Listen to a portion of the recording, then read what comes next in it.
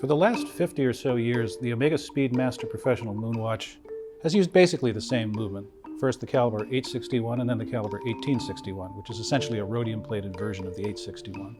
Last year, Omega introduced, or I should say reintroduced, the caliber 321, which was the very first movement ever used in the Speedmaster, and which is the movement that went to the moon during the Apollo program. But after 50 or so years, it seemed pretty clear that the caliber 1861 was due for an upgrade, and this year, Omega introduced a new version of the Moonwatch, the Omega Speedmaster Professional Moonwatch Master Chronometer with full meta certification and a coaxial movement, highly anti-magnetic, the caliber 3861. It's the latest Speedmaster, sure, but is it the greatest? We thought we'd find out during a week on the wrist. Now, one of the most interesting things about the movements used in the Moonwatch is that they really are in a sort of continuous lineage going all the way back to the 1940s. The very first movement used in the Speedmaster was an absolutely classic mid-century chronograph movement, the caliber 321. This is a lateral clutch, column wheel chronograph with a Breguet overcoiled balance spring running at 18,000 vibrations per hour. And it was eventually replaced in 1968 and 1969 with a new version of essentially the same movement, but with some major changes. Caliber 861 did away with the expensive to manufacture and somewhat more delicate column wheel mechanism, and instead substituted a more robust, easier to manufacture, and easier to set up lever and cam system. In the 1990s, the caliber 861 was updated to the caliber 1861. Gone was the beautiful copper plating characteristic of the 861, and it was replaced by a very, very modern looking rhodium-plated finish with an additional jewel count, so one extra jewel added.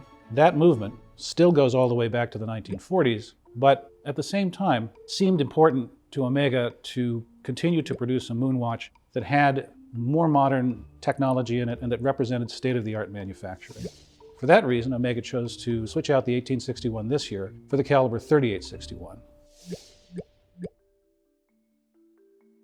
The first places that Omega used it were 3 limited editions, 2 Apollo 11 limited editions, and a silver Snoopy 50th anniversary limited edition, which was extremely popular and almost immediately became extremely difficult to get. Now, as I've said, the 3861 is a technically extremely advanced movement. It's one of the very rare hand-wound coaxial calibers. Most of the other coaxial calibers used in Speedmasters by Omega are actually automatic movements. In terms of movement architecture, you look at it and you could easily mistake it for a caliber 1861 at first glance. It has the same basic movement architecture as the 1861 and the 861. However, it has a coaxial escapement, a silicon balance spring. It's highly anti-magnetic, up to at least 15,000 Gauss. So it's essentially immune to magnetic fields. It's also more accurate, with a daily rate variation of 0 to +5 seconds per day. And it should offer a longer service interval as well.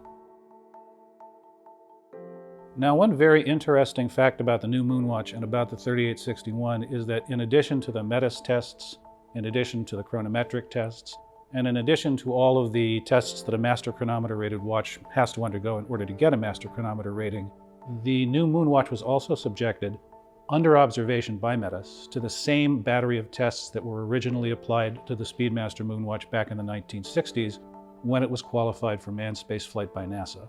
These include vibration tests, exposure to extreme hot and cold, exposure to a hard vacuum. In other words, today you've got a Moonwatch that actually has a movement more suitable for manned spaceflight and better suited for all-around rough usage than any movement that's ever existed in a Speedmaster before. Now, if you take a look at the outgoing caliber 1861 Speedmaster and you compare it to the new caliber 3861 equipped Speedmaster, it's very difficult to tell the two apart. One of the most interesting things about the new Moonwatch is the new bracelet. The new bracelet is thinner, much more flexible. It's 5 links across. In the Hesalite model, the intermediate links are brushed, but in the Sapphire Sandwich model, which is the model that we got in for a week on the wrist, you see polished interlinks. The effect's really, really subtle though. It's not garish at all, and it's something that you almost have to look twice to notice. Overall, the entire bracelet feels much lighter than the stock bracelet on the outgoing 1861. It feels like a better fit to the watch. It feels like something you could wear every day right off the bat. There are other vintage-style design elements as well, including the dot over 90. And we have a beautiful step dial, which gives a little bit more depth to the new 3861 than the outgoing 1861. One interesting thing is that the pusher feels quite a bit smoother on the new model, and I think the slightly higher price probably also reflects a bit more time taken in the general adjustment of the watch. You almost feel as if you're operating a good quality column wheel chronograph rather than a lever and cam mechanism chronograph.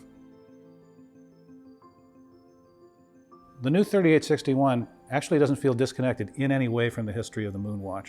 It feels like an evolution, not a revolution, and it feels extraordinarily respectful to the history of the Moonwatch and to its history of use in manned spaceflight. You know, ultimately, when you take this thing, put it on, wind it up, you don't feel like you're looking at a new Speedmaster. You feel like you're looking at a Moonwatch.